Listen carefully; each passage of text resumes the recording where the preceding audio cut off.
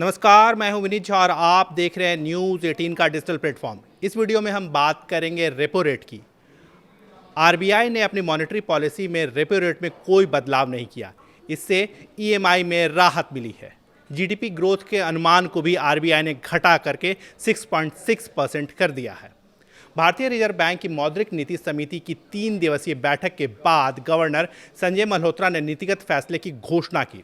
वैश्विक आर्थिक अनिश्चितताओं और घरेलू चुनौतियों के बीच इस बार मौद्रिक नीति में सभी की नज़र टिकी हुई थी। बाजार के एक वर्ग को उम्मीद थी कि रुपये पर दबाव और अंतर्राष्ट्रीय परिस्थितियों को देखते हुए ब्याज दरों में बदलाव किया जा सकता है, लेकिन आरबीआई ने रेपो रेट में कोई परिवर्तन नहीं किया। रेपो रेट को यथावत बनाए रखने को लेकर के आम जगत और उद्योग जगत ने राहत की सांस ली है। इस निर्णय के बाद सबसे ज़्यादा फायदा उन लोगों को मिलेगा जिन्होंने रेपो रेट से जुड़े होम लोन, कार लोन या अन्य बैंक लोन ले रखा है। ब्याज दरों में कोई वृद्धि नहीं होने से मासिक ईएमआई में कोई परिवर्तन नहीं होगा और लोगों की जेब पर कोई अतिरिक्त बोझ नहीं पड़ेगा। हालांकि आरबीआई ने अर्थव्यवस्था के अनुमान को लेकर के कुछ सतर्कता दिखाई है।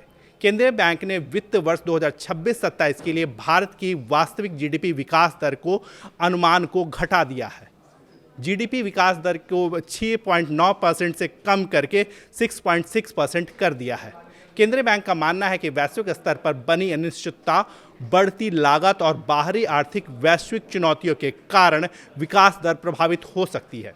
इसी कारण विकास अनुमान को 0.3% कम कर दिया गया है। मौद्रिक नीति की घोषणा करते हुए गवर्नर संजय मल्होत्रा ने देश की आर्थिक स्थिति को मजबूत बनाने के लिए भारत के विदेशी मुद्रा भंडार के बारे में बात की। उनका साफ तौर पर कहना है कि भारत के पास एक मजबूत विदेशी मुद्रा भंडार है।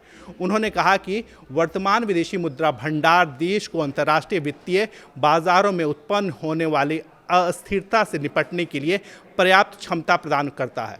आरबीआई गवर्नर ने स्पष्ट किया कि देश में मुद्रा बाजार में स्थिरता बनाए रखने के लिए आरबीआई अपनी प्राथमिकताएं और कदम निश्चित करेगा।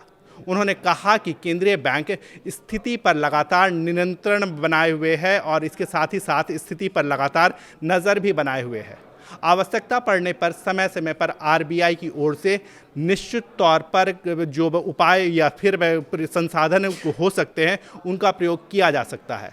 आरबीआई का उद्देश्य रुपये के अनावश्यक उतार चढ़ाव को रोकना, विदेशी मुद्रा भंडार के बाजार को संतुलित बनाए रखना है। इसके साथ ही साथ आर्थिक जानकारों का यह मानना है कि मौजूदा परिस्थिति में रेपो रेट को स्थिर बनाए रखना एक संतुलित फैसला है। इससे एक तरफ महंगाई को नियंत्रित रखने में मदद मिलेगी, वहीं दूसरी ओर आर्थिक गतिविधियों को भी समर्थन रहेगा। विशेषज्ञों के अनुसार ब्याज दरों में वृद्धि नहीं होने से उपभोक्ताओं का भरोसा बना रहेगा और ऋण लेने की क्षमता उनकी बनी रहेगी। रियल एस्टेट सेक्टर के जानकार भी मानते हैं कि आरबीआई का यह फैसला स्वागत योग्य है।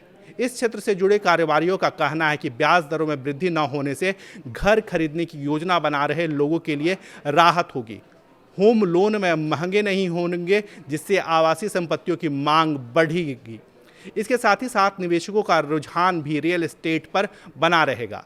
कुल मिलाकर के आरबीआई ने एक रेपो रेट को स्थिर रखकर आम लोगों और उद्योग को राहत दी है। वहीं जीडीपी में विकास दर में जो कटौती की है वह भारत की वैश्विक चुनौती को देखते हुए बताया गया है। अर्थव्यवस्था को मजबूत बनाने के कदम भी जो है वो समय समय पर उठाए जाते रहेंगे।